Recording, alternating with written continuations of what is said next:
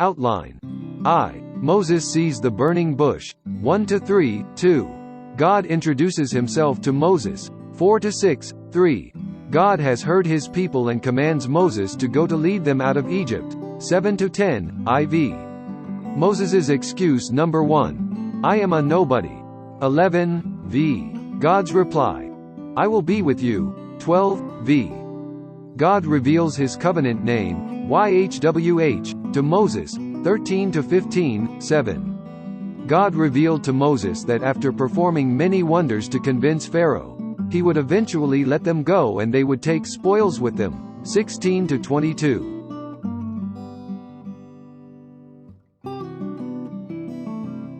How much time has elapsed between the end of chapter 2 and the beginning of chapter 3?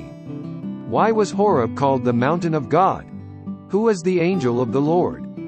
What other names is he called in this chapter? Lord, God Almighty. What can we learn from this? What was special about this bush? Did you ever see a fire do that?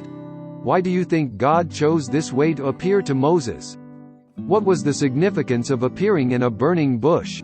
Acts chapter 7 verses 19-35. Stephen's summary including statement that Moses was 40 years old when he fled Egypt and 40 more years elapsed before he went back. 1. Moses had been serving as a shepherd for Jethro for about 40 years at this point. Unlike men, God is very patient. He didn't save the Israelites immediately, but waited for the right time and the right person. I believe God used these 40 years to teach Moses many valuable lessons about leadership and about himself. In chapter 2, he was still a headstrong young, by those standards, man. He easily lost his temper and behaved rashly. I guess 40 years in the wilderness can create a calm, quiet, and careful spirit. 2. It is called the mountain of God because God appeared there to Moses and then later again once or twice after the Israelites left Egypt. 3. The angel of the Lord is the pre-incarnate Christ. This is important because it shows us that God did not just choose a person and bestow deity upon them. Neither was Christ a creation. Neither did he spend all of eternity prior to the incarnation doing nothing. He had an important role even long before his incarnation. Also, this passage mentions God the Father, God of Abraham. This would make it seem like it was not just one member of the Trinity appearing in the burning bush, but the whole Godhead. 4. The burning bush was a miracle, the first of many miracles witnessed by Moses. The Bible doesn't mention any specific reason why God chose this way to appear to Moses. Clearly he knew it would attract Moses to go over there so they could have a conversation. Also we know that fire is a symbol of holiness. A lot of times heaven is mentioned, fire is mentioned as well. Fire is a purifying force. Besides that, it shows us that God is in control over nature. He has supernatural ability. Probably Moses had grown up around many so-called gods, who were really idols with no power. Seeing the true God display power over the elements would have helped convince him that God was true, a faith that would be foundational if Moses was to accept the task given to him.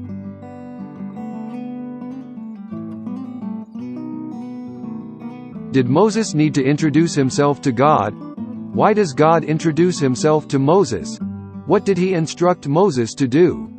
Why? You can see the culture as similar to Chinese who always remove their shoes when entering someone's house. Smiley face. What does Moses's reaction tell us about him? Why do you think he was afraid to look at God? 1. While Moses doesn't know who or what is going on in the bush, God knows everything about Moses. Moses didn't know God's name, but God knew his. This is true about every person who turns to God. Moses thought he was taking initiative and he was in control, but actually God was. God had been watching over him and directing the events of his life for 80 years to bring him to this exact point and give him this exact task. God is the one who takes initiative. God is the one who chose Moses for this task. As we will see later, Moses didn't even want this task, but God had chosen him. There really wasn't anything Moses could do about it. This can be a comforting doctrine for us. God is always watching over us. He knows our future before we do. He has a plan for us, a good plan for us. He will prepare us for everything we will face in life, sometimes long ahead of time and sometimes when we didn't even know it. Think of Moses. He probably laid in bed confused many times. Why could my real parents not keep me? Why did that guy the first shoved have to hit his head and die? Why couldn't I just be born into royalty? Why do I have to live way out here in the wilderness so far from all the action? He didn't know why all these things happened to him, but God had a reason. So this should build our faith in God. Even when we don't understand why things are happening to us, know God has a reason. Make up your minds to have faith in Him and let nothing sway you. He knows what you need, what you will do, and what you need to do what you need to do. 2. Moses' response indicates submissiveness. He didn't run away in fear. He didn't say, "What do you want?" He seemed to understand that it was God, the authority, talking to him. His response shows a healthy respect for God and a willingness to listen instead of taking the leadership or starting to make demands. We do know from other scriptures that Moses was extremely humble, so this attitude is not surprising. 3. This is yet another verse that makes me think Moses and other Bible characters are Chinese. Smiley face. Not really, but there are a lot of similarities between Middle Eastern culture and Chinese culture. Taking off your shoes or sandals to show respect is one. Again, Moses obeyed. This concept is probably easier for a Chinese to accept than an American, since we didn't have any cultural concept that wearing shoes indoors or pointing them at somebody shows disrespect. 4. God answers what was likely one of Moses's most burning questions: "Who are you?" He introduces himself by explaining that he is the same God Moses's ancestors worshipped. This clearly assumes that Moses knew who those ancestors were, reinforcing the fact that he understood his heritage and had studied Jewish history. There seems almost an implied command in this introduction, as if God is saying, "I am the one true God your ancestors worshipped. Now it is your turn to know and follow me." And indeed, Moses would become perhaps the most respected of all of them. 3. God has heard his people and commands Moses to go to lead them out of Egypt. 7-10. This passage doesn't tell us why God is concerned with their suffering. Why do you think? Do you think God is concerned with our suffering today? Then why not save us, them immediately? Where was God going to lead his people? What did the Israelites later call this region? Promised Land. What command did God have for Moses? What does this indicate about what God thought of Moses? A.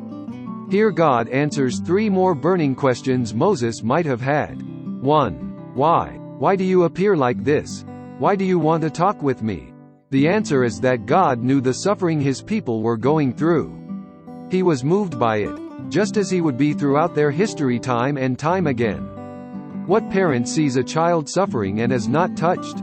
While the passage doesn't directly tell us why God cares, we can infer it from many other scriptures, which describe God's character to us. First of all, we know that God is not a distant God. He is not a God like deists portray, who only created the world and then lets everything be. God cares. God is love. God did not take pleasure in their pain, and neither was he apathetic about it. Every whipping, every insult, every beating went straight to his heart. Only because of his great patience and attention to putting everything in place for his plan for the long-term good of his people and the long-term glorification of his name on the earth did he delay as long as he did. 2. What did God plan to do about it? Egypt was a powerful nation, likely the most powerful in the world at the time. What could be done to save his people? The answer: I will rescue them and will lead them to a new and extremely prosperous land. This must have been exciting for Moses to hear. Finally, God is going to do something. Something is going to happen. But then the next question. 3. How? How would God accomplish this great task? Again, Egypt is powerful. No one just leaves. They will be killed. The answer: you, Moses, will go and bring my people out of Israel.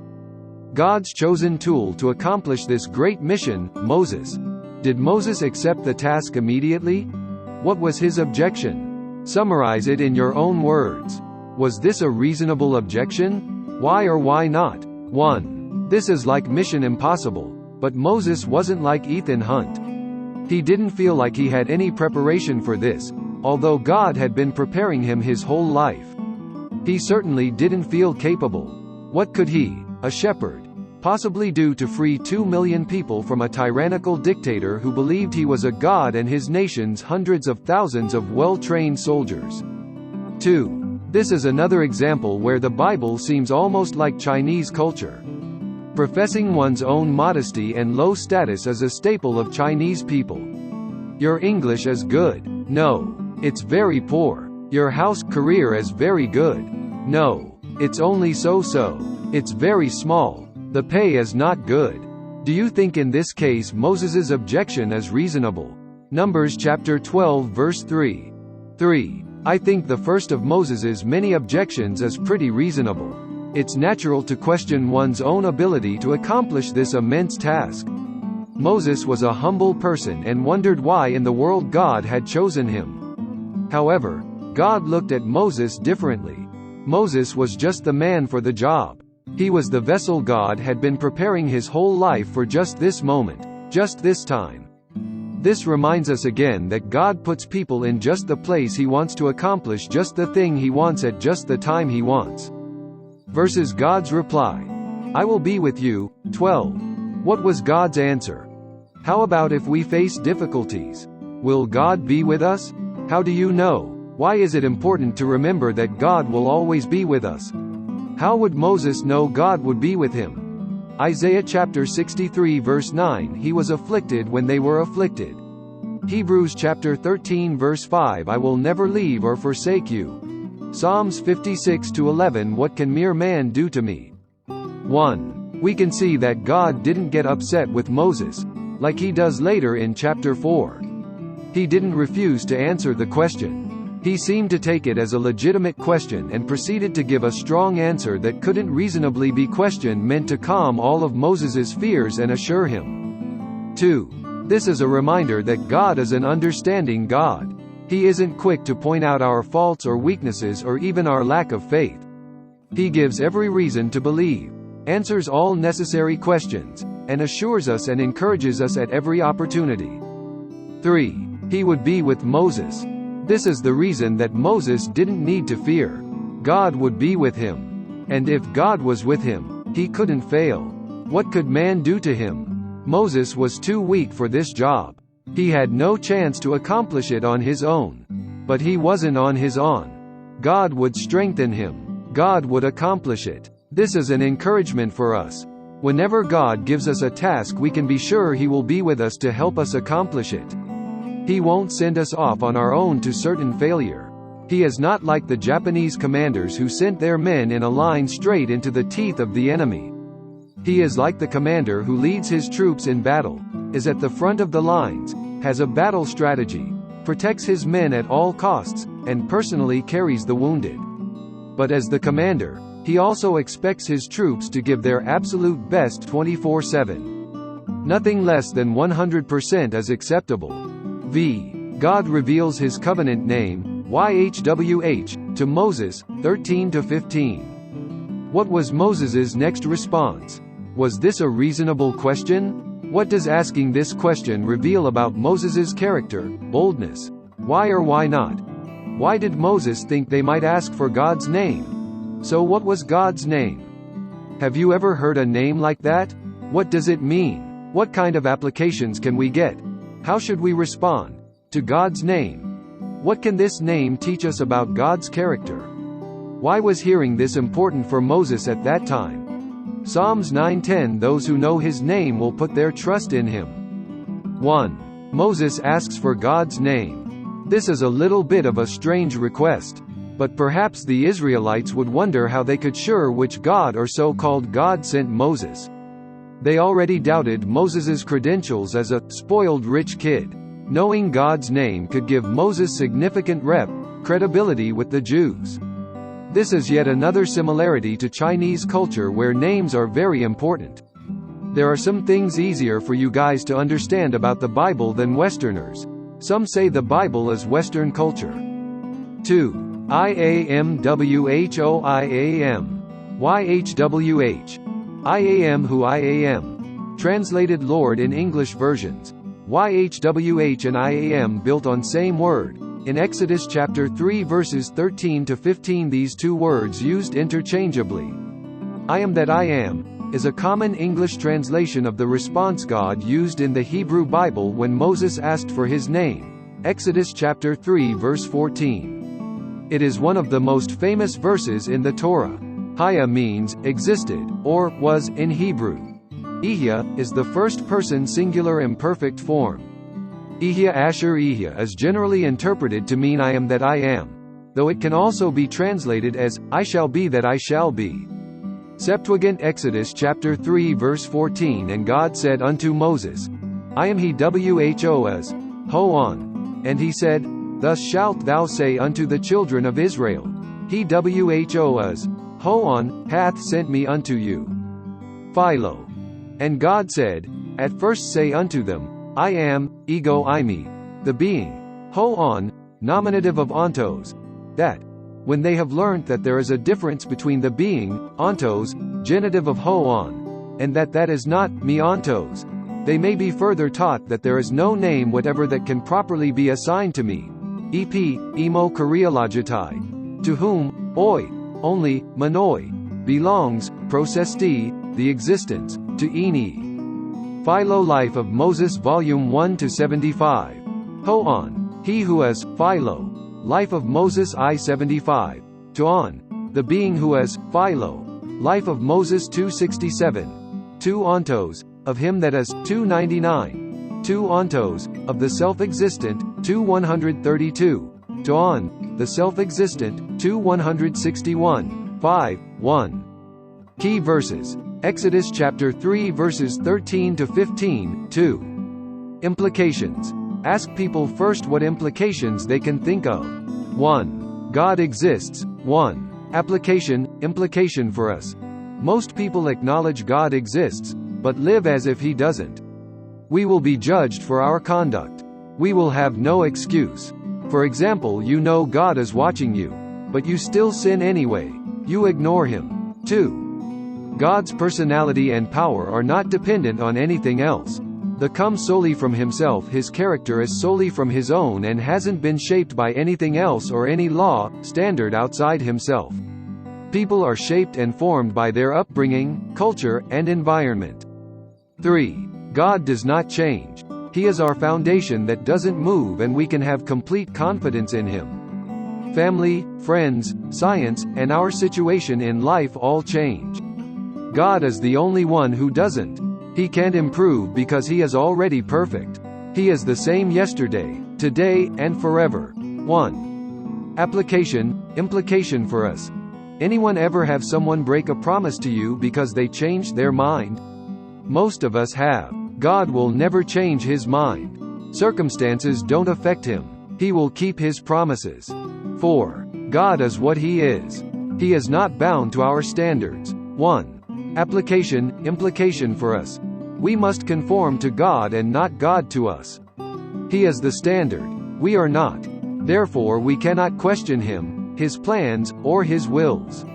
We often try to make God do what we want. We expect him to deal with things the way we would. We sometimes doubt when he doesn't. We don't know why sin, death, pain, etc. are still in the world. Why doesn't God just wipe them out? We would. He is perfect and his ways are too high for us to understand. Isaiah chapter 55 verses 8 to 9. We must have faith and trust him because we know what kind of God he is. This fact should comfort us. 5. God is different than we are. To some extent, he is incomprehensible. In other words, if we were to sit around a table and try to imagine what God is like, it would be impossible. The only way we can know what he is like is if he tells us. We will never understand everything about God or what he does. His ways are higher than our ways. 6. This great, infinite God has drawn near to us sinful humans in Jesus Christ. John chapter 8 verses 58 to 59. We can approach him freely through Christ. What a great privilege this is. We can be friends with I am and have a special relationship with him. 3. Application, implication for us. He has drawn near to us, so we should rejoice in this and draw near to him. 7. God revealed to Moses that after performing many wonders to convince Pharaoh, he would eventually let them go and they would take spoils with them. 16-22. Did God say how long until this promise would be fulfilled? How long did it take? What does this teach us about God's sovereignty, but also humans' responsibility? Did the elders listen to Moses immediately? Why not? Did they eventually? What was all this about taking a 3-day journey into the wilderness to sacrifice? Why not directly ask to leave Egypt? Would Moses' task be easy? Why not? What applications can we get in knowing that God can make anyone do what he wants? What was God going to do to the Egyptians? Why? Because of their sin in refusing to obey. What would happen before the Israelites left? Why would the Egyptians give them all these treasures? 2 Peter chapter 3 verse 9. God is no slow about keeping his promises. 1. The command to assemble the elders was easier said than done. It finally was done, after some of their doubts and skepticism was solved through some miracles. 2. Asking for a 3-day journey rather than just permission to leave was an easier request to grant. I don't know if the idea was go for 3 days and bolt or not. However, perhaps God wanted to demonstrate to everyone the depth of Pharaoh's pride and his extreme stubbornness to show that all the blame was his when he couldn't even honor a simple request such as a 3-day break. 3. God would compel him. 4. He would compel him by striking them with wonders. 5. They would finally leave there with the spoils of the country. Comment. What did you think of this Bible study on Exodus chapter 3? We would love to hear your thoughts. Share below in the comment section.